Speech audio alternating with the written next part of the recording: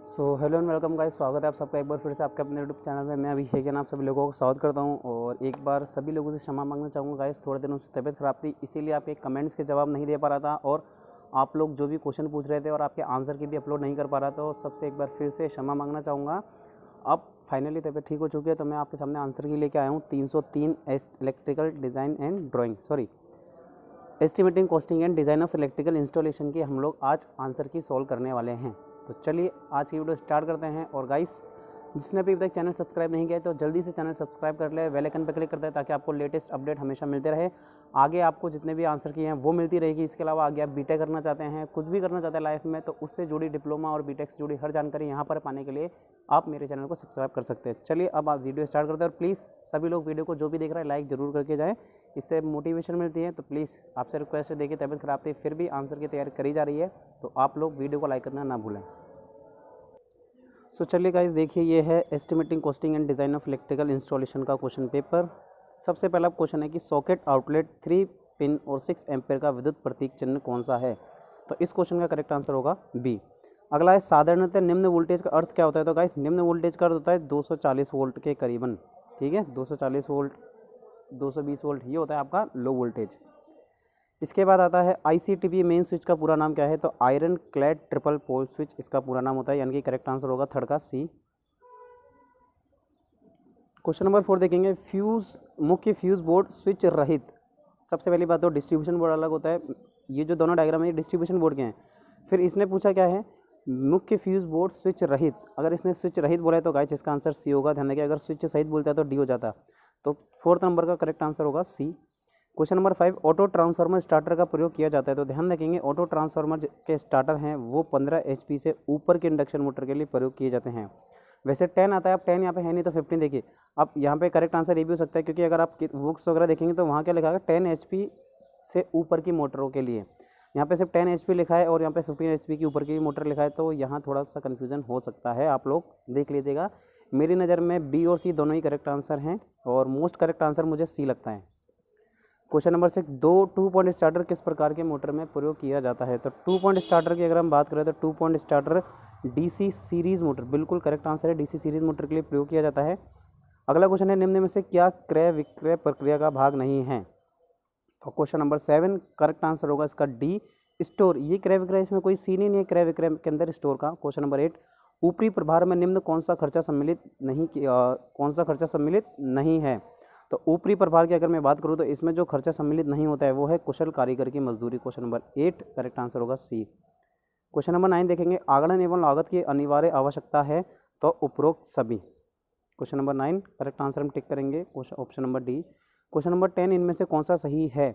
बात कर रहे हैं कि कौन सा ऑप्शन सही है, तो देखिए क्वेश्चन नंबर 10 जो करेक्ट आंसर है वो डी है, क्योंकि इसमें सभी चीज़ें सही है। क्वेश्चन नंबर 11, DC की तुलना में AC पर शॉक लगता है। तो देखिए DC की तुलना में AC पर शॉक कैसा लगता है, कम लगता है, DC में ज़्यादा लगता है, तो अगर तुलना करेंगे तो शॉक कम ही लगेगा। क्वेश्चन नंबर 12, अर्थ रेजिस्टेंस को प्रभावित करने वाले कारक इनमें से नहीं हैं। वो कौन सा कारक है जो अर्थ के रेजिस्टेंस को प्रभावित नहीं करता। तो वो है लाइन का वोल्टेज। क्वेश्चन नंबर 12, अर्थिंग विधि में नमक व कोयले का कार्य क्या है। तो नमक और कोयला क्या करता है गाइस, नमी बनाए रखता है, नमी बनाए रखने से रेजिस्टेंस कम रहता है। क्वेश्चन नंबर 14, साधारणतः पावर के लिए अर्थिंग वायर प्रयोग किया जाता है 18 स्क्वायर गेज का। निम्न में से कौन सी तार पाइप अर्थिंग में काम आने वाली सामग्री नहीं है। पाइप अर्थिंग की सामग्री में देखिए प्लेट काम में नहीं आएगी कभी भी। अगर हम अर्थिंग कर रहे हैं पाइप की तो प्लेट अर्थिंग कभी भी काम में नहीं आएगी, प्लेट। क्वेश्चन नंबर 16 पे आता है, 1956 के भारतीय विद्युत के किस नियम के सप्लायर द्वारा उपभोक्ता के भवन पर अर्थ टर्मिनल लगवाना कहा गया है। तो क्वेश्चन नंबर 16 करेक्ट आंसर होगा सी, नियम 61। क्वेश्चन नंबर 17, भवन से अर्थिंग की दूरी कोने में रखी जाती है। तो करेक्ट आंसर कितना रख सकते हैं अपन, 1.5 metre.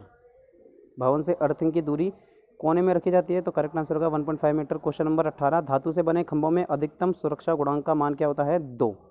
Question number 18 correct answer होगा बी। क्वेश्चन नंबर 19 देखेंगे, विभागीय संयोजन से तात्पर्य क्या है। तो विभागीय संयोजन से गाइस जो तात्पर्य होता है वो है बी, कि आपूर्तिकर्ता द्वारा खंभों से भवन के अंदर तक वायरिंग करना। क्वेश्चन नंबर 20, साधारणतः अंडरग्राउंड केबल कनेक्शन में प्रयोग होता है। तो अंडरग्राउंड में आर्म्ड केबल प्रयोग में किया जाता है, आपको पता है।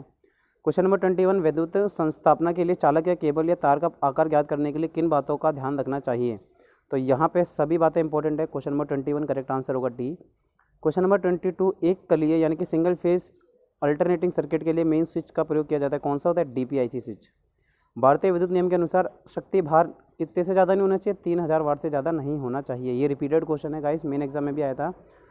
क्वेश्चन नंबर 27 देखते हैं, 24 देखते हैं कि भारतीय विद्युत नियम के अनुसार एक उप परिपथ में कितने पॉइंट होने चाहिए, कितने वाट के? तो 800 वाट के 10 पॉइंट होने चाहिए, 24 का C. Question number 25, 7.5 kilowatt 400 volt 3 phase 50 hertz के मोटर हेतु किस साइज़ की पीवीसी तार का प्रयोग करना चाहिए? तो क्वेश्चन नंबर 25 जो मुझे थोड़ा गाइस अंदाज़ा है वो है 6 mm स्क्वायर का, तो आप लोग इसको देख लेंगे। 6 mm स्क्वायर का अंदाज़ा है, करेक्ट हो या ना हो मुझे कंफर्म इसका नहीं पता है, तो आप लोग अपने हिसाब से देखेंगे। Question number 25। क्वेश्चन नंबर 26, साधारणतः हाई टेंशन केबल प्रयोग में लाई जाती है, तो 11 kV से ऊपर के लिए। क्वेश्चन नंबर 27, इनमें से कौन सा डिस्ट्रीब्यूशन प्रणाली का भाग नहीं है? तो oil switch. Question number 28, steel tube खंभों के बीच की दूरी कितनी है? 50 से 80 मीटर होती है। क्वेश्चन नंबर 29, अगर चालक की प्रति इकाई लंबाई का भार W है, निम्नतम बिंदु पर तनाव T है तथा स्पैन की लंबाई L है, तो चालक का सेक का सूत्र क्या होगा? D omega L square upon 8T, ये आप लोगों ने पढ़ा होगा। क्वेश्चन नंबर 30, स्ट्रीट लाइटों की व्यवस्था स्टैगर्ड अरेंजमेंट के रूप में होती है। तो ये थे गाइस आपके इलेक्ट्रिकल 303 एस्टिमेटिंग एंड कॉस्टिंग के question and answer objective. I hope मेरी नज़र में ज़्यादातर क्वेश्चन मैंने सही करे हैं, फिर भी एक दो क्वेश्चन गलत हो सकते हैं, और जो भी क्वेश्चन आपको गलत लगे तो आप मुझे कमेंट करके अवश्य बताएं, और इस वीडियो को ज़्यादा से ज़्यादा अपने ग्रुप में शेयर करें और सभी लोगों को बताएं। और गाइस एक और बात है, अगर सिविल या मैकेनिकल का कोई बच्चा देख रहे हो तो सिविल और मैकेनिकल का भी स्टाफ नहीं है, ठीक है? जैसे अगर मेरा कांटेक्ट हो पाता है तो मैं आपके लिए आंसर की सारी एक साथ लेके आऊँगा। थैंक यू गाइस, मिलते हैं अपनी नेक्स्ट वीडियो में।